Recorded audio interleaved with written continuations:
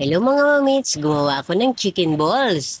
Dinagdagan ko rin yan ng carrots at saka konting malunggay. Dinagyanan ko na rin yan sa loob ng cheese. Tara na, magluto na tayo.